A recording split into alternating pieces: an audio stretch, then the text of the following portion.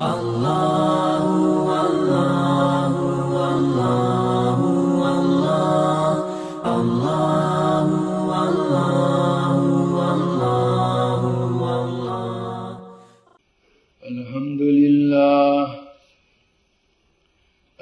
لله نحمده ونستعينه ونستغفره ونؤمن به ونتوكل عليه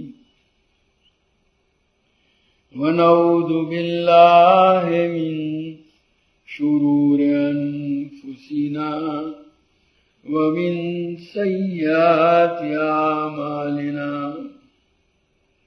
ونعوذ بالله من شرور أنفسنا ومن سيئات أعمالنا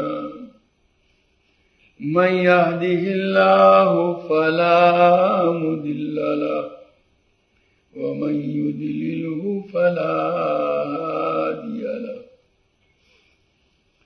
ونشهد أن لا إله إلا الله وحده لا شريك له ونشهد أن سيدنا ومولانا محمدا عبده ورسوله أرسله إلى كافة الناس بشيرا ونذيرا وداعيا إلى الله بإذنه وسراجا منيرا صلى الله تعالى عليه وعلى آله وأصحابه وبارك وسلم تسليما كثيرا كثيرا. أما بعد فأعوذ بالله من الشيطان الرجيم. بسم الله الرحمن الرحيم. تبت يدا أبي لهب وتب ما أغنى عنه ماله وما كسب سيصلى نارا ذات لهب وامرأته حمالة الحطب في جيدها حبل من مسد. یہ سورہ لہب ہے. لہب عربی زبان کے اندر کہتے ہیں بھڑکتے ہوئے شعلے کو. لفظ لہب اس سورت کے اندر 2 جگہ پر آیا ہے. اسی مناسبت سے اس کا نام سورہ لہب رکھا گیا ہے. پہلے تو اس کا ترجمہ سن لیجئے. تبت یدا ابی لہب و تب. تب یتب تبن و تبابن. اس کا معنی ہے ہلاک ہونا، برباد ہونا. ابو لہب کے دونوں ہاتھ برباد ہوں. وَتَبَّ اور وہ خود بھی ہلاک ہو چکا، برباد ہو چکا. مَا أَغْنَى عَنْهُ مَالُهُ وَمَا كَسَبَ. اس کی دولت اور اس کی کمائی نے اس کو کچھ فائدہ نہیں پہنچایا، کچھ کام نہیں آئی. سَيَصْلَىٰ نَارًا ذَاتَ لَهَبٍ. وہ بھڑکتے ہوئے شعلوں والی آگ میں داخل ہوگا. وامرأتہ اور اس کی بیوی بھی اسی بھڑکتے ہوئے شعلوں والی آگ میں داخل ہوگی. حمالۃ الحطب، ایسی حالت میں کہ وہ لکڑیاں اٹھائے ہوئے ہوگی. فی جیدہا حبل من مسد. اور اس کی گردن میں کھجور کی چھال کی رسی یا مضبوط بٹی ہوئی رسی لیے ہوئی اپنی گردن میں. یہ تو اس کا ترجمہ ہوا. یہ دراصل اس سورت کا جو شان نزول ہے اس کو سمجھنے کی ضرورت ہے.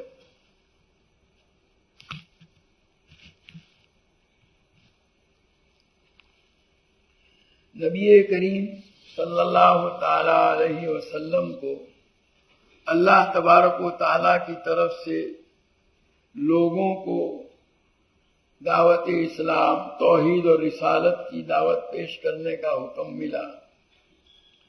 قرآن پاک کی جب یہ آیت نازل ہوئی، وَأَنذِرْ عَشِيرَتَكَ الْأَقْرَبِينَ وَرَحْتَكَ مِنْهُمُ الْمُخْلَصِينَ، کہتے ہیں وَرَحْتَكَ مِنْهُمُ الْمُخْلَصِينَ، یہ پہلے تھی، بعد میں اس کی تلاوت منسوخ ہوئی، اور یہ تو باقی ہے اس کا مفہوم تو ابھی بھی، کہ آپ اپنے قریبی رشتہ داروں کو اور خاص طور پر اپنی جو جماعت ہے، اپنا کنبہ ہے، اس کو اللہ کے عذاب سے ڈرائیے۔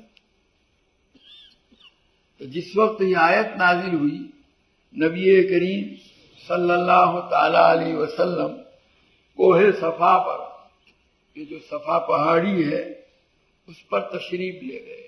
اس وقت وہ باقاعدہ آج کل تو وہ جو ہے دیواروں کے درمیان محصور ہے، وہ مستقل الگ پہاڑی ہی کی طرح تھی۔ اس پر تشریف لے گئے اور وہاں جا کر کے آپ نے آواز لگائی، یا صباحا۔ یہ عربوں کے اندر آپس میں بڑی عداوتیں، دشمناوٹیں ہوا کرتی تھی، اور ایک قبیلہ اچانک رات کے اندھیرے میں کسی پر حملہ کر دیتا تھا اور اس کی کو نقصان پہنچاتا تھا، اس کی قتل و غارت ہوا کرتی تھی۔ کب کس طرح وہ چڑھا ہے اس کے متعلق کوئی گارنٹی نہیں دی جا سکتی تھی۔ تو ایسے موقع پر جب کسی قبیلے والے کو، کسی ایک فرد کو یہ معلوم ہوتا کہ میرے قبیلے کے خلاف دشمن قبیلہ چڑھائی کر کے آ رہا ہے، تو اس زمانے میں ٹیلی فون اور آج کل کے جو آلات ایک دوسرے کو آگاہ کرنے اور خبر دینے کے لیے ہیں وہ تو تھے نہیں، تو وہ آدمی جس کو معلوم ہو جاتا تھا کہ میرے قبیلے کے خلاف فلانا قبیلہ جو دشمن ہے وہ چڑھائی کر کے آ رہا ہے، تو اپنے قبیلے کو خبر کرنے کے لیے، اس کا مقابلہ کرنے کے لیے، جواب دینے کے لیے، آگاہ کرنے کے واسطے وہ بلند جگہ پر چڑھ جاتا تھا اور آواز لگاتا تھا، یا صباحا۔ اس کی آواز کو سن کر کے لوگ جمع ہو جاتے تھے اور پھر اس کو جو خبر دینی ہوتی تھی اطلاع وہ دیا کرتا تھا۔ تو نبی کریم صلی اللہ تعالی علیہ وسلم کے اوپر جب یہ آیت کریمہ وَأَنذِرْ عَشِيرَتَكَ الْأَقْرَبِينَ کہ اے نبی آپ اپنے قریبی خاندان والوں کو، رشتہ داروں کو اللہ کے عذاب سے ڈرائیے کہ اگر وہ ایمان نہیں لائے، اپنے کفر اور شرک سے توبہ نہیں کی، اللہ تعالیٰ کی توحید اور نبی کریم صلی اللہ علیہ وسلم کی رسالت کا اقرار نہیں کیا، تو اللہ کا سخت عذاب ان کو جو ہے پہنچے گا، یہ آپ ان کو بتلائیے۔ جب یہ آیت نازل ہوئی تو نبی کریم صلی اللہ تعالی علیہ وسلم نے اپنے خاندان والوں کو جمع کرنے کے لیے اسی طرح کوہ صفا پر چڑھ کر کے آواز لگائی، یا صباحا، اور پھر باقاعدہ خاندان کے جو افراد تھے عمومی انداز میں بھی اور خصوصی انداز میں بھی۔ عمومی انداز میں یا آل بنی عبد مناف، یا آل بنی ہاشم، یا آل بنی عبد المطلب، اس طرح خاندانوں کا نام لے لے کر کے، اور اسی طرح قریش کے دوسرے جو قبیلے تھے ان کے نام لے کر، اور پھر افراد کے بھی نام لیے، یا عباس بن عبد المطلب، یا حمزہ بن عبد المطلب، یا صفیہ بنت عبد المطلب، پھوپھی کا نام لیا، اپنی صاحبزادی حضرت فاطمہ کا نام لیا، لوگوں کے نام لے لے کر، تو قبیلوں کے بھی نام لیے، عمومی انداز میں بھی ان کو خطاب کیا، اور خصوصی انفرادی شخصی اعتبار سے بھی خطاب کیا۔ لوگ جمع ہو گئے، جہاں سے لکھا ہے کہ اس زمانے کے دستور کے مطابق اگر کوئی خود حاضر نہ ہو سکتا تھا کسی وجہ سے تو وہ اپنا نمائندہ بھیج دیتا تھا کہ بھئی جاؤ دیکھو کیا ہے، کیا بات کہی جا رہی ہے۔ چنانچہ سب لوگ جمع ہو گئے اور سب کے جمع ہونے پر نبی کریم صلی اللہ تعالی علیہ وسلم چونکہ صفا پہاڑی کے اوپر کھڑے تھے اور لوگ آپ کے سامنے تھے، پہاڑی جس پر آپ کھڑے ہیں اس کے پچھلی طرف کیا ہے وہ لوگ جو آپ کے سامنے تھے ان کو معلوم نہیں تھا۔ تو نبی کریم صلی اللہ تعالی علیہ وسلم نے ان سے سوال کیا کہ بتلاؤ، اگر میں تم کو یہ کہوں کہ اس پہاڑی کے دامن میں پیچھے ایک لشکر ہے جو صبح یا شام تم پر حملہ کرنے والا ہے، تو کیا تم میری بات کو مانو گے، اس کو سچا سمجھو گے؟ تو لوگوں نے جواب میں کہا کہ ہاں، ہم نے آج تک آپ پر کبھی جھوٹ کا تجربہ نہیں کیا، آپ کو کبھی جھوٹا نہیں پایا، اس لیے اگر آپ ایسی بات کہیں گے تو ہم مان لیں گے۔ یہ ان سے اقرار کرانے کے بعد نبی کریم صلی اللہ تعالی علیہ وسلم نے فرمایا میں تم کو اللہ کے سخت عذاب سے ڈراتا ہوں اپنے کفروں کو۔ آپ کے کہنے کا مطلب یہ تھا اللہ کے سخت عذاب سے ڈراتا ہوں کا کہ تم جس کفر اور شرک کے اندر مبتلا ہو اپنے آپ کو اس سے نکالو، توبہ کرو اور توحید اور رسالت کا اقرار کرو۔ اگر یہ کفر اور شرک نہیں چھوڑو گے تو اللہ کا سخت عذاب تم پر آئے گا۔ یہ بات آپ صلی اللہ علیہ وسلم نے فرمائی۔ اس مجمع میں آپ کا چچا ابو لہب بھی تھا۔ نبی کریم صلی اللہ علیہ وسلم کے جو دادا ہیں عبد المطلب، ان کے 11 بیٹے تھے، ان میں سے ایک حضرت عبداللہ، یہ نبی کریم صلی اللہ تعالی علیہ وسلم کے والد بزرگوار ہوتے ہیں، اور باقی اور بھی آپ کے 10 چچا تھے، ان میں ایک کا نام تھا عبد العزا۔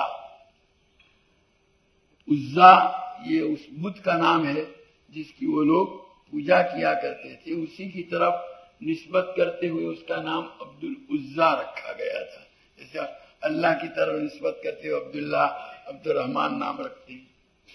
اور اس کی کنیت تھی، لقب تھا ابو لہب۔ لہب جیسا کہ میں نے کہا بھڑکتے ہوئے شعلے کو کہتے ہیں۔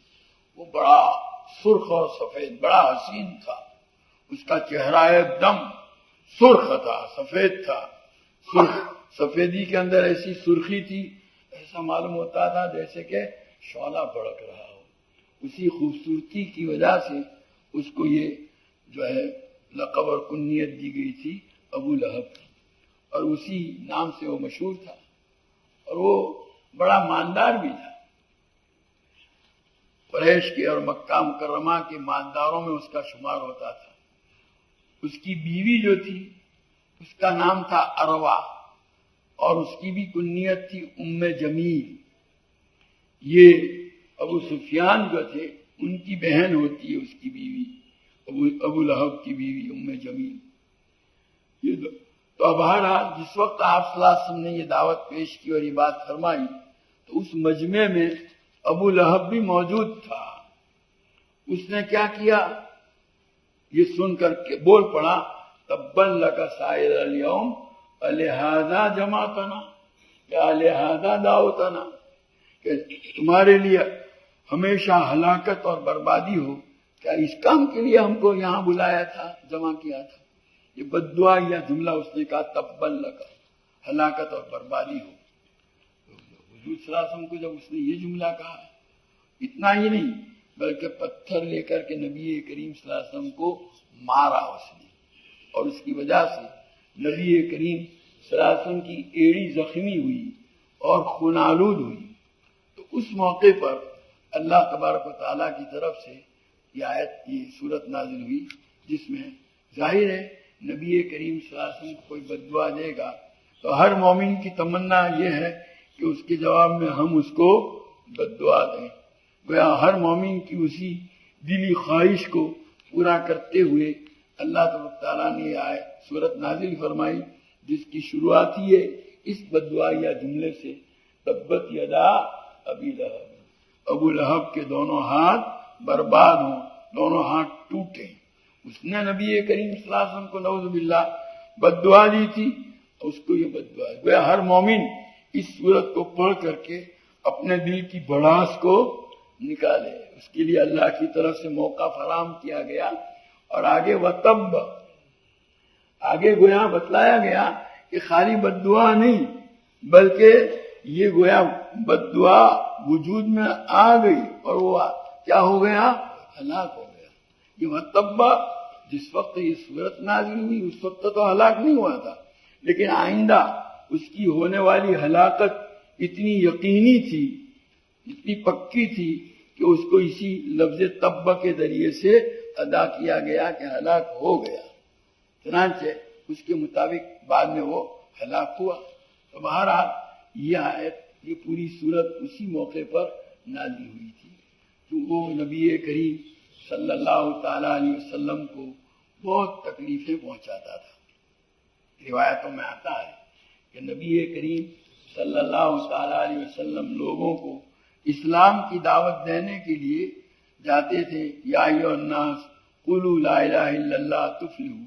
حضرت طارق رضی اللہ تعالیٰ عنہ ایک صحابی ہے کہ میں نے جو ہے ذوالمجاز کے بازار میں یا وہاں اسی حرم کے علاقے کے اندر موسم حج کے اندر مختلف دنوں میں میلے لگتے تھے مختلف مقامات پر۔ ایک تو سوق اوقاس تھا، بازار کا نام ہے اوقاس، اور وہاں کچھ دن میلہ لگتا تھا۔ پھر وہ میلہ اٹھ کر کے آگے آتا تھا جو ہے ذوالمجاز میں، یہ بھی ایک جگہ کا نام ہے۔ کچھ دن وہاں رہتا تھا میلہ، اس کے بعد وہ ذوالمجنہ کے اندر آتا تھا اور وہاں میلہ لگتا تھا۔ پھر مینا میں آتا تھا، آخر میں مینا کے اوپر وہ میلہ کیا ہو جاتا تھا؟ ختم ہو جاتا تھا۔ وہ جو مینا بازار کی اصطلاح ہے نا، وہ اسی سے قائم ہوئی ہے۔ تو بہرحال یہ اس چونکہ تمام عرب کے قبائل وہ حج کے اندر لوگ قبائل عرب سے آیا کرتے تھے، تو اس موقع پر نبی کریم صلی اللہ علیہ وسلم آنے والوں کے سامنے دعوت اسلام پیش کرنے کے لیے اس وقت موقع سے فائدہ اٹھا کر اس میلے میں خرید و فروخت ہوتی تھی۔ لوگ آنے والے لوگ مال لے کر کے آتے تھے، بیچتے تھے، اپنی ضرورت کی چیزیں خریدتے تھے۔ کچھ شعر و شاعری بھی ہوتی تھی، مجمع ہوتے تھے، لوگ بیٹھتے، اس طرح کے مقابلے ہوتے شعر شاعری کے، وہ تو گویا وقت گزاری کے لیے۔ اصل تو یہ جو یہ ہوتا تھا یہ حج کے موسم میں ہوتا تھا۔ تو حضور اکرم صلی اللہ علیہ وسلم ان آنے والوں سے، ان کے جمع ہونے سے فائدہ اٹھاتے ہوئے ان کے سامنے دعوت اسلام پیش کرتے تھے۔ چنانچہ حضرت طارق رضی اللہ تعالیٰ عنہ فرماتے میں نے دیکھا وہ باہر سے آئے تھے، وہ نہیں جانتے تھے حضور صلی اللہ علیہ وسلم کو، نہیں جانتے تھے ابو لہب کو، کہ میں نے دیکھا ایک شخص ہیں وہ لوگوں کو کہہ رہے ہیں قولوا لا الہ الا اللہ تفلحوا، اے لوگو ایھا الناس، اے لوگو لا الہ الا اللہ کہو کامیاب ہو جاؤ گے۔ کہ ان کے پیچھے پیچھے ایک اونچا آدمی تھا، بڑا جو ہے خوبصورت سفید عبا پہنے ہوئے، وہ کہتا تھا کہ یہ نعوذ باللہ کہ یہ جھوٹا ہے، اس کی بات، یہ پاگل ہے، اس کی بات کی طرف دھیان نہ دو، اور وہ پتھر بھی مارتا تھا۔ انہوں نے معلوم کیا تو پتا چلا کہ یہ نبی کریم صلی اللہ علیہ وسلم کا چچا ہے ابو لہب جو آپ کے ساتھ ہے۔ اس کی عادت تھی جہاں جہاں حضور صلی اللہ علیہ وسلم اسلام کی دعوت پیش کرنے کے لیے لوگوں کے مجموعوں میں جاتے تھے تو آپ اس طرح دعوت پیش کرتے تھے، اور یہ پیچھے جا کر کے اس طرح کہتا تھا کہ ان کی بات کو مت سنو، یہ جھوٹے ہیں، نعوذ باللہ یہ پاگل ہیں، اور پھر پتھر بھی مارتا تھا۔ تو یہ اس کی حرکت تھی۔ اس کی بیوی جو ہے ام جمیل، یہ بھی اس برائی کے اندر اس کا ساتھ دیا کرتی تھی، اور اس کی عادت یہ تھی کہ وہ ببول کی لکڑیاں کاٹ کر کے لاتی تھی جس میں کانٹے ہوا کرتے ہیں، اور رات کو نبی کریم صلی اللہ علیہ وسلم کا جہاں سے گزرنے کا راستہ ہوتا تھا وہاں اس کو وہ بچھا دیا کرتی تھی تاکہ صبح کو آپ کو وہ کانٹے لگے۔ یہ اس کی عادت تھی۔ یہ دونوں میاں بیوی کا یہی گویا شغل تھا اور یہی کرتے تھے۔ اسی پر اللہ تعالیٰ کی طرف سے یہ صورت نازل ہوئی۔ اس کو بعض لوگوں نے کہا بھی کہ بھئی یہ جو کہہ رہے ہیں اگر یہ سچا ہوا، یہ عذاب آیا تو تجھے کون بچا پائے گا؟ تو کیونکہ وہ بڑا مالدار تھا تو کہا کہتا میں اپنے مال کے ذریعے سے اپنے آپ کو اس عذاب سے چھڑا لوں گا۔ اسی پر اللہ تعالیٰ کی طرف سے کہا گیا ما اغنا عنہ مالہ وما کسب، کہ کچھ کام نہیں آیا اس کا مال، اس کی دولت اور جو اس نے کمائی کی تھی۔ اب یہاں کمائی کو الگ ذکر کیا، دولت کو الگ ذکر کیا، حالانکہ دولت خود کمائی ہی سے ہوتی، تو بعد اس کی تشریح کی گئی ہے کہ مال تو جو ہے کبھی آدمی کو بغیر کمائے ہوئے وراثت میں بھی ملتا ہے، لوگ ہدیے میں بھی دیتے ہیں، جبکہ کمائی جو اپنے زور بازو سے اس نے حاصل کی، اسی مال کو جب کاروبار میں لگائے گا اور اس سے جو نفع کمائے گا اس کو کمائی سے تعبیر کرے گا۔ اور بعضوں نے کمائی کا مصداق اس کی اولاد کو بھی بتلایا ہے کہ اس کی جو اولاد ہے آدمی کی، جیسا کہ حدیث میں آتا ہے کہ نبی کریم صلی اللہ علیہ وسلم نے فرمایا کہ تمہاری اولاد تمہاری کمائی میں سے ہے، تو اس سے مراد اس کی اولاد دی گئی ہے۔ تو وہ اللہ تعالیٰ فرماتے ہیں کہ اس کی دولت، اس کی اولاد یہ کسی کام نہیں آئی، اللہ کے عذاب سے اس کو بچا نہیں سکی۔ یہ سورت جو ہے اسی موقع پر نازل ہوئی۔ اور یہاں جو کہا حمالۃ الحطب، اس کی بیوی جو ہے وہ لکڑیاں اٹھانے والی، تو اب یہ لکڑیاں کون سی؟ ایک تو وہی مطلب جو ابھی میں نے بتلایا کہ وہ ببول کی کانٹے دار لکڑیاں لاتی تھی اور رات کو نبی کریم صلی اللہ علیہ وسلم کے راستے میں بچھایا کرتی تھی، اس لیے اس کو حمالۃ الحطب سے تعبیر کیا ہے۔ بعض کہتے ہیں کہ نہیں، یہاں لکڑیاں سے مراد جو ہے وہ جلانے کے لیے جو لکڑیاں ہوتی ہیں، سوختہ برتن جس کو گجراتی میں کہتے ہیں، تو وہ باوجود اس کے کہ وہ تو مالدار گھرانہ تھا، لیکن یہاں اس کی غایت بخل کو بتلانا ہے کہ مالدار گھرانہ ہونے کے باوجود یہ جلانے کی لکڑیاں تو وہ آسانی سے خرید سکتے تھے، لیکن نہیں، وہ اتنی بخیل تھی اور خسیس طبیعت کی تھی کہ وہ بجائے جلانے کی لکڑیوں کو خریدنے کے خود ہی ان کو لینے کے لیے جاتی تھی، اس لیے اس کو حمالۃ الحطب سے۔ اور بعضوں نے کہا حمالۃ الحطب لکڑیاں اٹھانے والی، جس کا فارسی میں ترجمہ کرتے ہیں ہیزم کش، ہیزم کش لکڑیاں اٹھانے والی۔ تو ہیزم کش جب فارسی میں ترجمہ کرتے ہیں تو وہ چغلی کھانے والے کو بولتا ہے، جیسے تیل ڈالتا ہے، تیل ڈالنے کا، پیٹرول ڈالنے کا کام کرتا ہے، یعنی آپس میں لڑانے کا۔ تو یہ لکڑیاں بول کر کے گیا، کیونکہ وہ حضور صلی اللہ علیہ وسلم اور صحابہ کی چغلیاں دوسرے ان تکلیف پہنچانے والے دشمنوں کے سامنے کرتی تھی اور آپس میں لڑاتی بھیڑاتی تھی، اس لیے اس کو حمالۃ الحطب سے تعبیر کیا۔ اور ایک چوتھا مطلب یہ بھی بتلایا گیا ہے کہ جہنم میں جب داخل ہوگی نہیں تو وہاں بھی یہ لکڑیاں ہی اس آگ میں ڈالے گی جس آگ میں اس کا شوہر کیا کر رہا ہے، جل رہا ہے، وہاں بھی اس کا اللہ تعالیٰ کی طرف سے بطور عذاب کے اس کو یہی کام کروایا جائے گا۔ ایک چوتھا مطلب یہ بھی بعض لوگوں نے بتلایا ہے۔ بہرحال فی جیدہا حبل من مسد، مسد کہتے ہیں کھجور کی چھال کی جو رسی بنائی جاتی ہے مضبوطی کے ساتھ بٹ کر کے، تو اس کی گردن کے اندر کھجور کی چھال کی مضبوط بٹی ہوئی رسی، کہتے ہیں کہ وہ جب لکڑیاں لے کر کے آتی تھی تو اسی رسی سے لکڑیوں کو باندھتی تھی، اور باندھ کر کے جو ہے اپنی پیشانی کے اوپر، جیسے بوجھ اٹھانے والے مزدور جو ہے نا، وہ بوجھ کا جو آگے کا حصہ ہے رسی کا وہ اپنی پیشانی پر لے کر کے بوجھ اٹھاتے ہیں، اس طرح وہ اٹھا کر کے آتی ہے۔ اور یہی اس کی طریقہ تھا۔ ایک مرتبہ تھک گئی اور جو ہے وہ ایک پتھر کے اوپر بیٹھی تو وہ جو رسی تھی اس کی وہ پیشانی سے نیچے آ گئی اور اسی میں وہ اس کی گردن کے اندر اس کو جو ہے وہ الجھ گئی، پھانسا لگ گیا اور اسی میں اس کی موت واقع ہوئی۔ یہ بھی بہرحال یہ ابو لہب جو ہے حضور صلی اللہ علیہ وسلم کا چچا ہوتا ہے، حضور کے والد حضرت عبداللہ کا اللہ کی بھائی، یعنی ماں دونوں کی الگ الگ تھی، باپ ایک تھے۔ جب یہ سورت نازل ہوئی تو اس وقت ابو لہب نے حضور صلی اللہ علیہ وسلم کی 4 صاحبزادیاں تھیں۔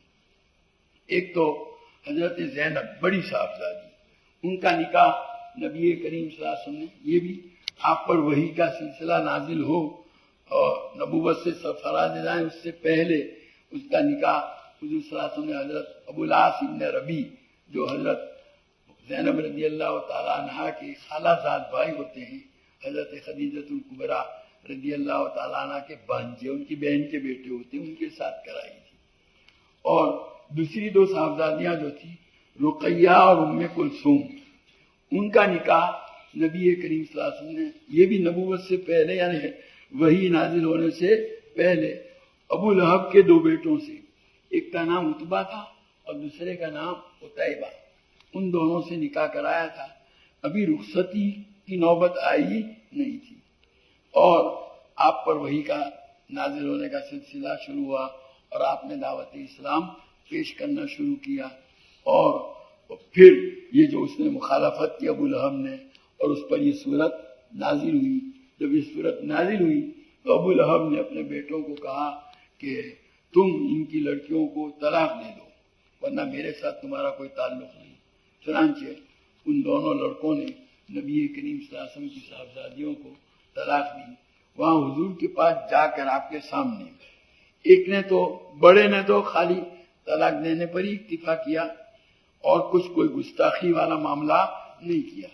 دوسرا جو عتیبہ تھا چھوٹا، اس نے تو نعوذ باللہ گستاخی برا بھلا بھی کہا، حضور صلی اللہ علیہ وسلم کے چہرے انور پر وہ تھوکا اور آپ کی صاحبزادی جو تھی اس کے نکاح میں ام کلثوم، اس کو طلاق دی۔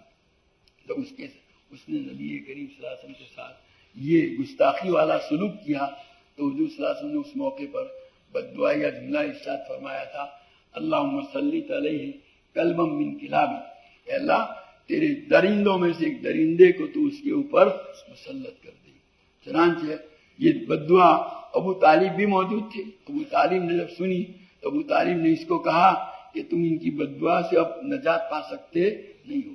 خود ابو لہب بھی جانتا تھا کہ اب ان کی بددعا تو اپنا رنگ لا کر کے رنگ دکھائے گی، اپنا اثر دکھلائے گی۔ چنانچہ یہ باپ بیٹے سب ڈرے سہمے رہتے تھے کہ پتہ نہیں کب اس کا اثر ظاہر ہو۔ تو ایک مرتبہ ایک سفر میں شام کے علاقے میں ابو لہب اپنے اسی بیٹے کو لے کر جا رہا تھا، قافلہ میں پورا قافلہ تھا، قافلے میں یہ دونوں باپ بیٹا بھی تھے۔ تو ایک جگہ پر قیام ہوا تو ابو لہب نے کہا بھائی ان کی بددعا کی وجہ سے ہم کو ڈر ہے کہ کہیں کوئی درندہ آ کر کے میرے بیٹے کو پھاڑ نہ کھائے، اس لیے تم ہمارا لحاظ کرتے ہوئے اس کی حفاظت کا کوئی بندوبست کرو۔ تو قافلے والوں نے کیا کیا، قافلے کا پورا سامان جو ہے اس کا ڈھیر لگایا اور اس کے اوپر یہ اس کے ابو لہب کے بیٹے کو لٹایا اور سامان کا جو ڈھیر تھا اس کے چاروں طرف قافلے والے لیٹے۔ رات کو آیا شیر آیا اور آ کر کے اس نے سب کو سونگا، کوئی اس کے بعد چھلانگ لگا کے اوپر گیا اور اس کا سر جو ہے اس کے بدن سے الگ کر دیا۔ اور بعض روایتوں میں تو یہ ہے کہ یہ لوگ تھے ابھی، یعنی ابھی رات کو سونے کی نوبت نہیں آئی تھی، اسی وقت اب باہر سے شیر نے جو ہے آواز لگائی دھڑوکا، تو اس کی گرجنے کی آواز سن کر کے یہ کانپنے لگا۔ لوگوں نے کہا بھائی ہم نے بھی سنی ہے جیسی تو نے سنی، تو اس پر اتنا زیادہ اثر کیوں ہے؟ کہا کہ مجھے محمد صلی اللہ علیہ وسلم کی بددعا کے جملے یاد آ رہے ہیں، اس روئے زمین پر آسمان کے نیچے ان سے زیادہ سچا کوئی نہیں ہے۔ تو اس لیے پھر کھانے کا وقت آیا تو ڈر کی وجہ سے اور خوف کی وجہ سے اس کا ہاتھ آگے نہیں جا رہا تھا، اسی طرح گویا ہاتھ اس کا اسی رہ گیا۔ اور رات کو پھر یہی واقعہ پیش آیا، اسی شیر نے آ کر کے اس کو اس طرح ختم کر دیا۔ تو یہ حالانکہ ان دونوں کو حضور کی صداقت کا یقین تھا، اس کے باوجود ایمان نہیں لائے۔ یہ حضور صلی اللہ علیہ وسلم کی دونوں صاحبزادیوں کو حضرت رقیہ اور حضرت ام کلثوم رضی اللہ تعالیٰ عنہ، بعد میں نبی کریم صلی اللہ علیہ وسلم نے حضرت رقیہ کا نکاح حضرت عثمان رضی اللہ تعالیٰ عنہ سے کیا اور ان کے نکاح میں تھی اسی زمانے میں ان دونوں میاں بیوی یعنی حضرت عثمان اور حضرت رقیہ رضی اللہ تعالیٰ عنہ نے حبشے کا سفر کیا، ہجرت کا۔ ایک مرتبہ گئے، پھر وہاں ایک افواہ پھیلی تھی کہ مکے والے سب مسلمان ہو گئے اور اب وہ مسلمانوں کو کوئی تکلیف نہیں پہنچاتے تھے. اس لیے اس افواہ کو سن کر بہت سے لوگ جو گئے تھے وہاں واپس آئے مکہ. یہاں آئے تو معلوم ہوا سلسلہ جوں کا توں باقی ہے. پھر دوبارہ مکہ ہی سے حبشہ کی ہجرت کی اور پھر حبشہ سے مدینہ کی بھی ہجرت کی. گویا 3 ہجرتیں کی، حبشہ کی 2 اور مدینہ کی 1. حضرت رقیہ رضی اللہ تعالیٰ عنہ نے حضرت عثمان رضی اللہ تعالیٰ عنہ کے نکاح میں تھی. پھر حضور صلی اللہ علیہ وسلم جب غزوہ بدر کے لیے نکلے تھے اس زمانے میں یہ بیمار تھی. حضرت عثمان رضی اللہ تعالیٰ عنہ بھی نکلنا چاہتے تھے لیکن ان کی تیمارداری کے لیے حضور نے ان کو روک دیا کہ تم مت آؤ، ان کی تیمارداری میں رہو. ادھر اللہ تعالیٰ نے مسلمانوں کو غزوہ بدر میں کامیابی عطا فرمائی اور ادھر وہ بشارت لے کر جو ہے بشارت لینے والا آدمی، خوشخبری سنانے والا جب مدینہ پہنچا تو اس نے دیکھا کہ آپ کی صاحبزادی کو دفن کیا جا رہا ہے، حضرت رقیہ کو. حضرت رقیہ کے انتقال کے بعد نبی کریم صلی اللہ علیہ وسلم نے اپنی صاحبزادی دوسری حضرت ام کلثوم رضی اللہ تعالیٰ عنہ کو حضرت عثمان کے نکاح میں دیا اور کہا کہ پہلی صاحب بیٹی کو بھی اللہ کے حکم ہی سے ان کے نکاح میں دیا تھا اور دوسری بیٹی کو بھی اللہ ہی کے حکم سے. پھر سن ہجری 8 یا 9 میں حضرت ام کلثوم رضی اللہ تعالیٰ عنہ کا انتقال ہوا. اس موقع پر حضور نے فرمایا کہ اگر میری تیسری بیٹی بغیر نکاح کی ہوتی تو وہ بھی ان کے نکاح میں دیتا. یہ 2 صاحبزادیاں حضور کی حضرت عثمان کے نکاح میں تھی، اس لیے حضرت عثمان کو ذو النورین کہتے ہیں. نور گویا حضور کی ہر صاحبزادی ایک نور ہے، 2 نور والی. حضرت عثمان رضی اللہ تعالیٰ عنہ کی یہ خاص خصوصیت ہے. تو یہ 2 اور آخری صاحبزادی حضرت فاطمہ رضی اللہ تعالیٰ عنہ کو تو حضور صلی اللہ علیہ وسلم نے حضرت علی کے نکاح میں دیا تھا. تو بہرحال یہ ابو لہب کے کہنے سے بیٹوں نے جو ہے حضور صلی اللہ علیہ وسلم کی صاحبزادیوں کو طلاق دے دی تھی. بعد میں پھر جب غزوہ بدر میں حضور صلی اللہ علیہ وسلم اور مسلمان تو ہجرت کر کے مدینہ تشریف لے گئے. سن ہجری 2 میں غزوہ بدر پیش آیا.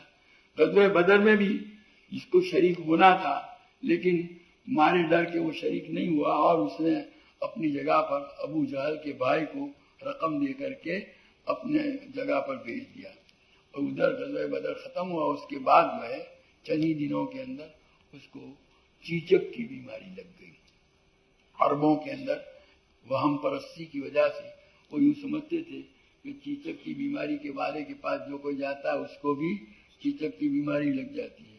اس لیے جب اس کو چیچک کی بیماری لگی تو اس کے گھر والوں نے اپنے رہائشی گھر سے ایک دوسرے گھر میں اس کو ڈال دیا اور وہاں کوئی نہیں جاتا تھا. اسی بیماری میں چند دن کے اندر وہ پورے جسم پر وہ بیماری پھیل گئی. اسی میں اس کی موت واقع ہوئی. مرنے کے بعد 3 دن تک ایسی اس کی لاش اسی مکان کے اندر پڑی رہی. بدبو آنے لگی. لوگوں نے اس کے بیٹوں کو آر دلائی، شرم دلائی کہ تمہارا باپ مر گیا تو بھی تم خبر نہیں لیتے. انہوں نے پھر ایک حبشی غلام کو جو ہے پیسے دے کر کے تیار کیا. تو بعض روایتوں میں تو یہ ہے کہ اس نے جو ہے اس کو ایک دیوار کے سہارے سے اس کی لاش کو بٹھا دیا اور بعد میں پتھر ڈالے اس کے اوپر. سب نے دور سے، قریب تو کوئی جاتا نہیں تھا بیماری کے ڈر سے. اتنے پتھر ڈالے کہ وہیں اسی حالت میں وہ ان پتھروں میں دب گیا، دفن ہو گیا. اور بعض روایتوں میں یہ ہے کہ گڑھا کھودا گیا کھڈا اور لکڑی کے ذریعے سے اس کی لاش کو اندر ڈالا گیا اور اس کے اوپر پتھر ڈال کے اس کو اسی طرح دفن کر دیا گیا. اس طرح ذلت اور رسوائی کے ساتھ اس کی موت آئی. اور جب یہ سورۃ پاک نازل ہوئی تو اس وقت یہ ابو لہب کی، یہ تو مکہ مکرمہ میں حضور تھے اور نازل ہوئی تھی. ابو لہب کی بیٹی بیوی ام جمیل کو پتہ چلا کہ یہ سورت نازل ہوئی ہے تو وہ حضور صلی اللہ علیہ وسلم کی شان میں بڑی گستاخیاں کرتی تھی، گالیاں دیتی تھی، برا بلا کہتی تھی. اس کو معلوم ہوا کہ یہ سورت نازل ہوئی ہے تو باقاعدہ وہ پتھر لے کر آئی، گالیاں دیتی ہوئی. حضور صلی اللہ علیہ وسلم کعبہ کے حرم میں بیٹھے ہوئے تھے. حضرت ابو بکر رضی اللہ تعالیٰ عنہ بھی پاس میں بیٹھے. حضرت ابو بکر نے حضور صلی اللہ علیہ وسلم سے عرض کیا کہ اللہ کے رسول یہ آ رہی ہے وہ گالیاں دیتی ہوئی. تو حضور صلی اللہ علیہ وسلم نے کہا آپ پتھر لے کر آ رہی ہے، آپ کو مارے گی. حضور نے کہا گھبراؤ مت، وہ مجھے نہیں دیکھ سکے گی. چنانچہ جب وہ قریب آئی تو حضرت ابو بکر سے پوچھتی ہے تمہارے ساتھی کہاں؟ हालांकि वहाँ हुजूर मौजूद थे, तो उन्होंने मेरे ये बुरा ये ऐसी बातें कही है, तो वो कहने का उन्होंने नहीं कही, तो अल्लाह ताला ने उतारी। उसी मौके पर उसने ये भी कहा, मुजम्ममन अलैना व दीनहु अबैना व हुक्महु क्या है व हुक्महु असैना, क्या हमने मुजम्मम नबी करीम सल्लल्लाहु अलैहि वसल्लम को मक्का वाले बजाय मोहम्मद के मुजम्मम कहते थे, नऊज़ु बिल्लाह। मोहम्मद का तर्जमा होता है काबिल तारीफ, समझा कि नहीं, और मुजम्मम का तर्जमा होता है काबिल मजम्मत, बुराई किया जाने वाला। तो मोहम्मद बोलते नहीं थे। देखो हुजूर सल्लल्लाहु अलैहि वसल्लम इनके मुजम्मम बोलने पर नाराज नहीं होते थे, बल्कि हुजूर फरमाते हैं कि अल्लाह ताला का कितना बड़ा करम है, इनकी गालियों को अल्लाह ताला ने यूं ही मेरे ऊपर से हटा दिया। इसलिए कि वो लोग जब भी हुजूर को बुरा भला कहते थे तो हुजूर के नाम में मोहम्मद नहीं बोलते थे, बल्कि क्या बोलते थे, मुजम्मम। तो वो मुजम्मम को बुरा भला कहते, मैं तो मुजम्मम हूँ नहीं, मेरा नाम तो मोहम्मद है, मेरा नाम तो मोहम्मद। देखो यानी कितनी एकदम सादगी के साथ हुजूर सल्लल्लाहु अलैहि वसल्लम ने उसको हल कर दिया, जरा भी बुरा भी नहीं, मामला खत्म हो गया। तो बहरहाल ये लोग मुजम्मम को बुरा भला कहते हैं और मेरा नाम तो मोहम्मद है। अल्लाह ताला ने इस तरह इनकी सारी गालियों को मेरे ऊपर से हटा दिया। हुजूर फरमाते तो वो कहते मुजम्ममन कलैना, हमने दुश्मनी कर ली, जो है अलायकनी का माना है मद्दा का रब्बु का वमा कला, हमने मुजम्मम से नऊज़ु बिल्लाह जो है दुश्मनी कर ली। वदीनहु अबैना, और उनके दीन को कबूल करने से हमने इनकार किया। वह हुक्महु असैना, और उनके हुक्म की हमने नाफरमानी की। ये पढ़ा करते थे ये जुमला, वो भी वो इस तरह बोलती हुई वहां से चली गई। खैर बहरहाल इस तरह ये सूरत नाजिल होने के बाद इनकी दुश्मनावट के अंदर भी इजाफा हो गया था, लेकिन मौत तो उसकी हुजूर के हिजरत करके तशरीफ ले जाने के बाद वाक़ हुई है। ये इस आयत का शान नुज़ूल है, और अल्लाह ताला ने जो है उसको इसी दुनिया के अंदर गोया लोगों ने देख लिया कि उसके घर के लोग जो थे उन्होंने भी उसको घर से बाहर बीमारी के अंदर निकाल दिया। कोई उसके पास इसी हालत में जिल्लत के साथ मौत आई। बाद में वो लड़का जिसने गुस्ताखी की थी वो तो जैसा कि बतलाया, लेकिन बाकी फतेह मक्का के मौके पर नबी करीम सल्लल्लाहु अलैहि वसल्लम ने हजरत अब्बास से कहा कि तुम अपने भतीजों को नहीं लाते मेरे पास। ये उतबा जो था अबू लहब, दूसरा बेटा था मुअत्तब, तो उतबा और मुअत्तब वो दोनों थे। उतबा तो मारा गया था, तो हजरत हुजूर सल्लल्लाहु अलैहि वसल्लम ने हजरत अब्बास से फरमाया उनको ले आओ। तो हजरत अब्बास रज़ियल्लाहु ताला अन्हु उनको तलाश करने के लिए निकले। ये भाग करके अरफात चले गए थे। हजरत अब्बास रज़ियल्लाहु ताला उनको लाए और वो भी हजरत उनके साथ आए और ईमान कबूल किया। हुजूर ने कहा कि मैंने अल्लाह ताला से इन दोनों को मांग लिया है। देखो यानी हुजूर की शफकत देखो, जिस आदमी ने आपके साथ ऐसा मामला किया था उनकी औलाद को अल्लाह की तरफ से तो एक ही है, लेकिन अल्लाह ताला से दुआ करके मैंने भी इनको अल्लाह से मांग लिया। तो हुजूर सल्लल्लाहु अलैहि वसल्लम फतेह मक्का के मौके पर भी बाकायदा लोगों को बुला करके हजरत अबू बकर से कहा तुम्हारे अब्बा कहाँ है, बुला ले आओ। अबू कुहाफा उस्मान नाम था उनका, और भी लोगों को। यहाँ भी ऐसे लोग जिन्होंने तकलीफें पहुंचाई थी बाकायदा हुजूर सल्लल्लाहु अलैहि वसल्लम बुला करके उनको पास बुलाते थे, उनके सामने इस्लाम पेश करते थे। तो ये हुजूर सल्लल्लाहु अलैहि वसल्लम की रहमत और शफकत का मामला है। बहरहाल ये सूरत जो है इसको लहब इसीलिए कहा जाता है। ये लफ्ज़ लहब आया है, अबू लहब उसका लक़ब और कुन्नियत थी। यहाँ कहते हैं कि भाई नाम क्यों नहीं लिया गया था, कि उसका नाम था अब्दुल उज़्ज़ा, तो वो जाहिर उसकी निस्बत होती थी वो बुत की तरफ, इसलिए इस नाम को यहाँ लाना मुनासिब नहीं था कुरान के अंदर, इसलिए अबू लहब। फिर अबू लहब के अंदर वो ये बात भी थी कि इसमें इशारा था कि वो भड़कने वाली आग के अंदर दाखिल होगा, इसलिए इसको यहाँ इसी से याद किया गया है। अल्लाह ताला अब यहाँ जो है बड़ी ये हैं इबरतें हैं यहाँ, ख़ास तौर पर मागना मालहू वमा कसब। बहुत से लोग अपने माल के गुरूर और घमंड के अंदर हक को कबूल करने से इनकार करते हैं और अल्लाह के मकबूल बंदों को सताते हैं, जैसा कि अबू लहब ने भी हक को कबूल करने से इनकार किया, जानता था कि दीन हक है, और हुजूर सल्लल्लाहु अलैहि वसल्लम जो अल्लाह के मुकर्रब थे उनको सताया। तो गोया इसमें इबरत का ये भी है कि भाई माल की वजह से इस तरह नहीं करना चाहिए, वरना ये माल किसी काम आने वाला नहीं है। अल्लाह ताला हमको तौफीक अता फरमाए।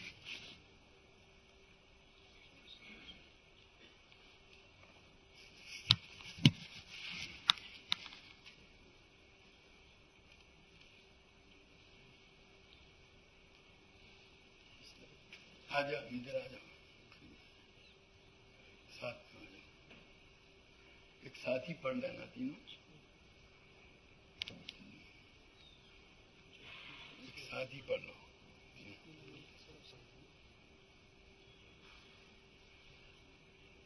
أعوذ بالله من الشيطان الرجيم. بسم الله الرحمن الرحيم. قل أعوذ برب الناس ملك الناس إله الناس من شر الوسواس الخناس الذي يوسوس في صدور الناس من الجنة والناس. بسم الله الرحمن الرحيم. الحمد لله رب العالمين. الرحمن الرحيم. مالك يوم الدين. إياك نعبد وإياك نستعين. اهدنا الصراط المستقيم. صراط الذين أنعمت عليهم غير المغضوب عليهم ولا الضالين.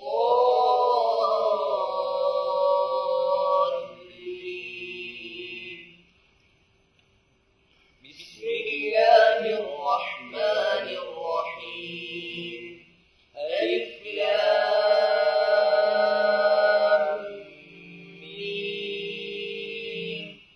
ذلك الكتاب لا ريب فيه هدى للمتقين الذين يؤمنون بالغيب ويقيمون الصلاة ومما رزقناهم ينفقون والذين يؤمنون بما أنزل إليك وما أنزل من قبلك وبالآخرة هم يوقنون.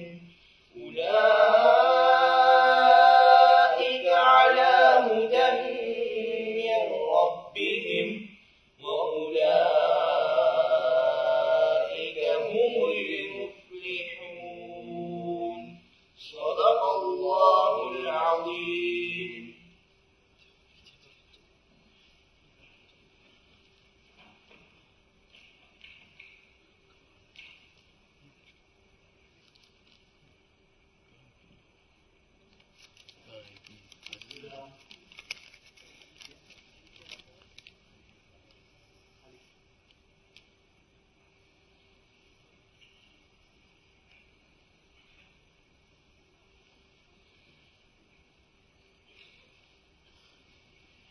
بسم الله الرحمن الرحيم.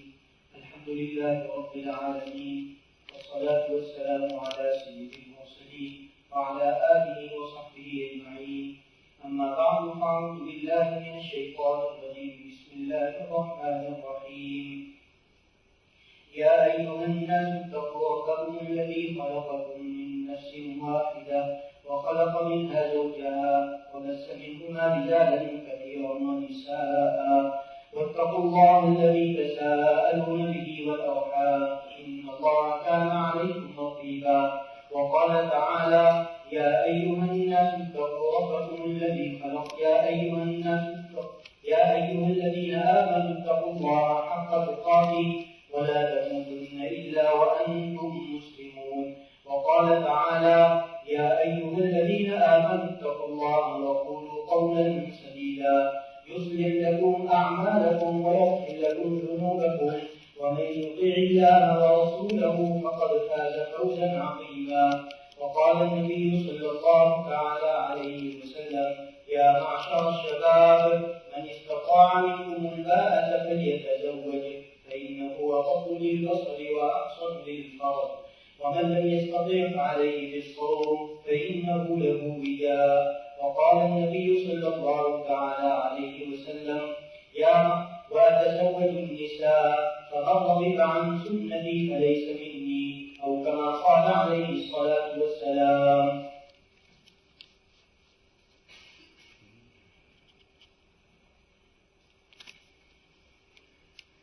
جناب خالد حاجی ابراہیم کنڈا آپ نے اپنی صاحبزادی مریم بنت خالد کنڈا کی ذات کو اپنی ولایت و وکالت اور جناب عرفان حاجی ابراہیم کنڈا اور جناب عبدالسلام ہارون کنڈا کی شہادت اور حاضرین مجلس کی موجودگی میں بعوض مہر فاطمی نقد زوجہ اور بیوی بنا کر جناب طاہر ولد ناصر کنڈا کے عقد نکاح میں دیا.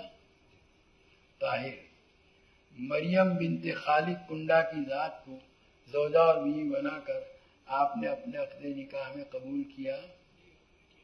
بارک اللہ فیکما وعلیکما وجمع بینکما بخیر. سبحانک اللہم وبحمدک وتبارک اسمک وتعالی جدک ولا الہ غیرک لا الہ الا اللہ الاحد الصمد الذی لم یلد ولم یولد ولم یکن له کفوا احد.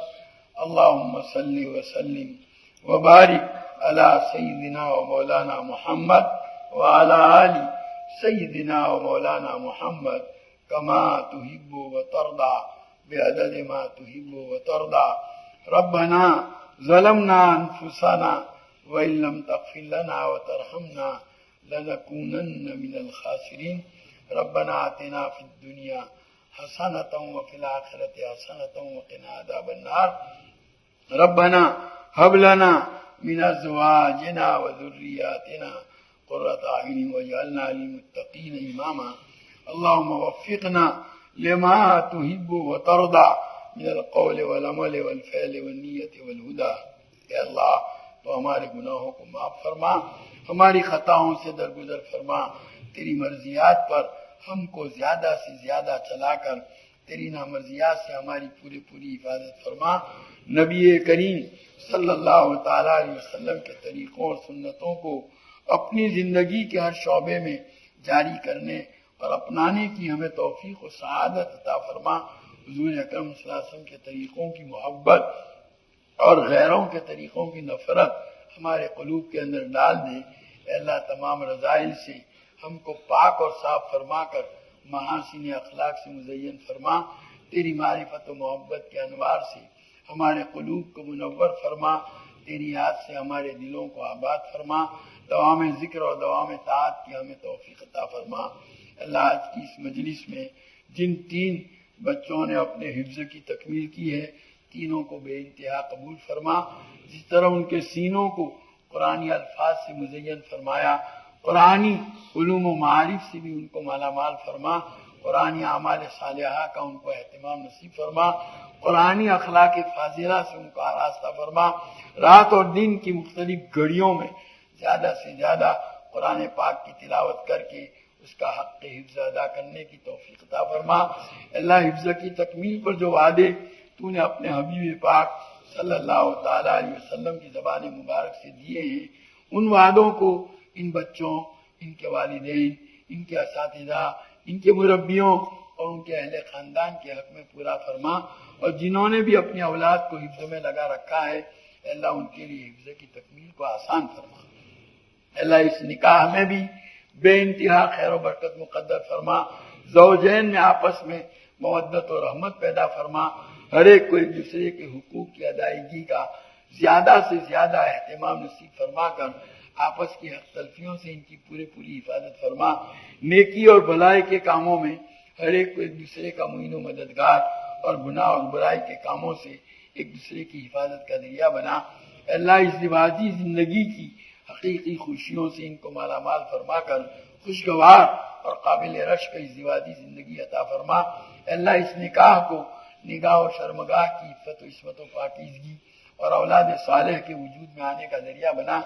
اللہ ان دونوں کی روزی میں بھی برکت اور وسعت عطا فرما اور نکاح کی نسبت سے جتنی خیر اور بھلائی نبی کریم صلی اللہ تعالیٰ علیہ وسلم نے مانگی اور بتلائی ہے ان کو عطا فرما اور نکاح کی نسبت سے جن شرور اور برائیوں سے پناہ چاہی گئی ہے اس سے ان کی پوری حفاظت فرما. اے اللہ ہمارے بیماروں کو صحت کاملہ عاجلہ مستمرہ عطا فرما. مقروضوں کے قرضوں کی ادائیگی کی شکلیں پیدا فرما. پریشان حالوں کی پریشانیوں کو دور فرما. حاجت مندوں کی حاجتیں پوری فرما. قید و بند میں محبوسوں کو رہائی نصیب فرما. مقدمات میں ماخوذوں کو بری فرما. جو جس مصیبت میں گرفتار ہے کہ اللہ اس سے اس کو نجات عطا فرما.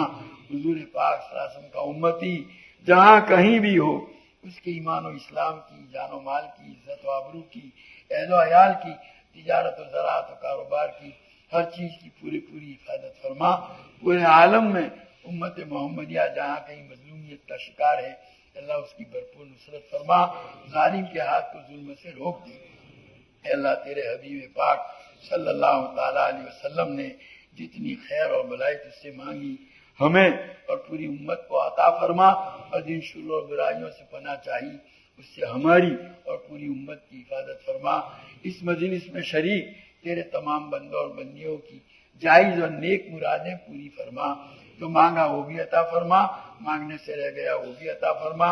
آج تک تجھ سے مانگ کر کبھی محروم نہیں ہوئے، اب بھی اور آئندہ بھی محروم نہ فرما. ربنا تقبل منا انك انت السميع العليم وتب علينا انك انت التواب الرحيم. صلی اللہ تعالی علی خیر خلقہ سیدنا و مولانا محمد وآلہ وصحبہ اجمعین برحمتک یا رب. اللہ اللہ